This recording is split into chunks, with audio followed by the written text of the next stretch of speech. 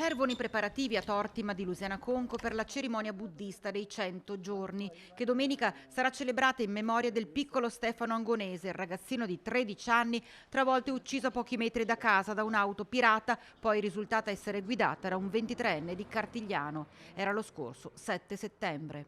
Abbiamo deciso di unire le due culture di Stefano perché era per metà thailandese e per metà italiano. Abbiamo deciso di fare questa cerimonia che in Thailandia ha un significato molto sentito perché nei 100 giorni, anche se questi sono 90, abbiamo, come si può dire, la sua assunzione col suo karma che lo porterà nel paradiso come nella tradizione buddista thailandese, e per questo abbiamo chiesto alla comunità thailandese, in primis ai monaci del Tempio di Treviso, se ci aiutano con questa cerimonia. Hanno tutti detto di sì, anche con grande entusiasmo.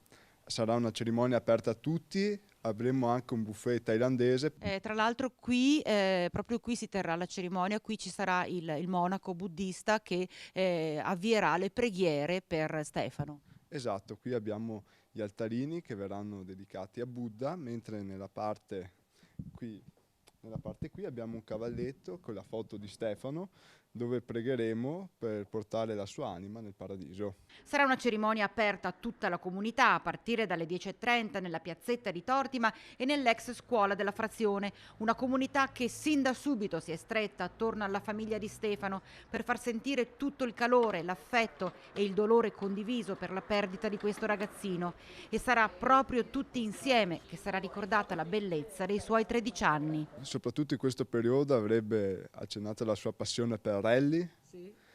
E non avrebbe mai sdegnato di lanciare qualche petardo per far sentire la sua presenza, e soprattutto, anche se questo periodo è freddo, avrebbe chiamato tutti gli amici in bicicletta qui.